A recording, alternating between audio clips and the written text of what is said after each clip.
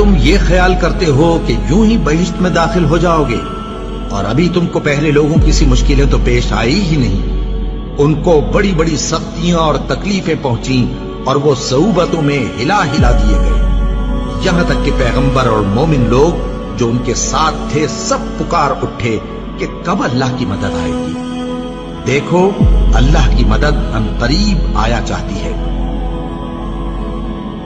کیا تم نے یہ سمجھا تھا ام حسبتم ان تدخلوا الجنہ، کیا تم نے یہ سمجھا تھا کہ جنت میں داخلہ مل جائے گا، جنت میں داخل ہو جاؤ گے؟ ولما یاتکم، ابھی تک تو تم پر وہ باتیں آئی ہی نہیں، وہ کیفیات، وہ امتحانات، وہ شدائد، وہ مصائب، وہ ابتلاءات آئے ہی نہیں۔ مثل الذین خلوا من قبلکم، جیسے کہ ان لوگوں پر آئی تھی جو تم سے پہلے تھی۔ مستھم البأساء، انہیں گھیر لیا آ کر سختیوں نے۔ سختیاں ہر طرح کی ہو سکتی ہیں، لیکن خاص طور پر باسا کا لفظ آتا ہے فقر اور فاقہ، بھوک کی سختی۔ والضراء، اور تکالیف، کہیں کوئی زخم لگ گیا ہے، کوئی چرکا لگ گیا ہے، کہیں اور طرح کا، کہیں کوئی صدمہ پہنچا ہے، تو چاہے وہ ذہنی تکلیف ہے، نفسیاتی تکلیف ہے، یا یہ کہ وہ جسمانی تکلیف ہے۔ وزلزلوا، اور وہ ہلا مارے گئے، گویا کہ ان کو اچھی طریقے سے اللہ تعالیٰ نے آزمایا، جھنجھوڑ ڈالے گئے، زلزلوا، جھنجھوڑ ڈالا۔ حتیٰ یقول الرسول والذین آمنوا معہ، یہاں تک کہ کہہ اٹھتے تھے وقت کے رسول بھی اور ان کے وہ لوگ بھی جو ان کے ساتھ ایمان لائے تھے، متی نصر اللہ، اللہ کی مدد کب آئے گی؟ الا ان نصر اللہ قریب، تب انہیں یہ نوید سنائی جاتی تھی، نوید جاں فضا، یہ خوشخبری کہ اللہ کی مدد قریب ہے۔ وہ دور وہ تھا جبکہ فزیکل پرسیکیوشن شدت اختیار کر گئی تھی، مارا جا رہا تھا، پیٹا جا رہا تھا، غلاموں کو خاص طور پر حضرت بلال پر جو بیت رہی تھی باپ کے علم میں ہے، حضرت خباب بن الارت کو دیکھتے ہوئے گاروں کے اوپر لٹا دیا گیا، حضرت یاسر، حضرت سمیہ رضی اللہ تعالیٰ عنہما کو جو شہید ہی کر دیا گیا شدید ترین ٹارچر کے بعد۔ تو یہ جو حالات تھے کہ جن سے اہل ایمان دو چار تھے اس وقت، تو کچھ لوگوں کے دلوں میں کوئی اشتراک پیدا ہو گیا، ارتعاش سا پیدا ہو گیا ان کے اعصاب میں،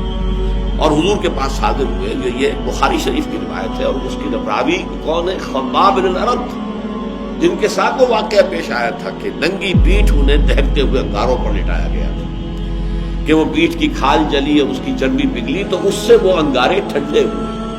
اس درجے جو ہے تعذیب، اس درجے ٹارچر سے جو شخص گزرا تھا، اس نے اگر آ کر کہا ہے، حدیث کے الفاظ یہ کہ حضور اس وقت خانہ کعبہ کی ایک دیوار کے سائے میں اپنی چادر کی ٹیک لگا کر آپ استراحت فرما رہے تھے، تو ہم حاضر ہوئے، ہم نے عرض کیا حضور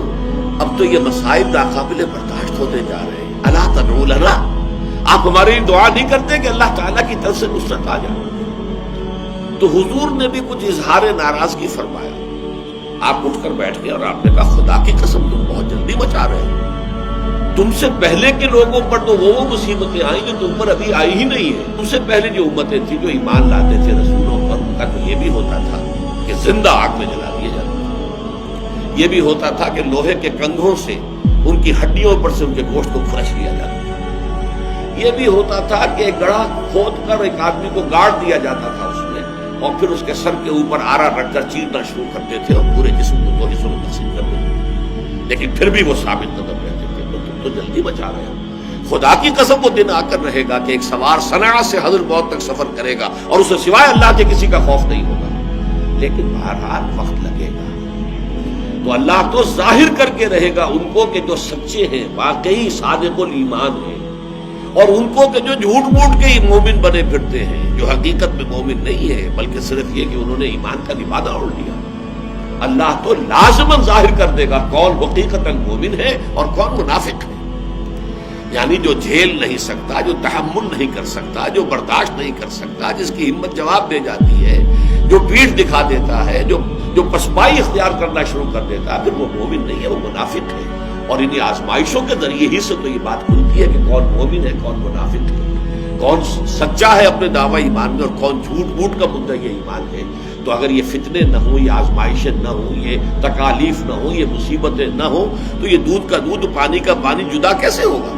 یہ تو سب گڑبڑ رہے گی۔ یہ ہے اصل میں وہ مستقل مضمون اس قرآن حکیم کا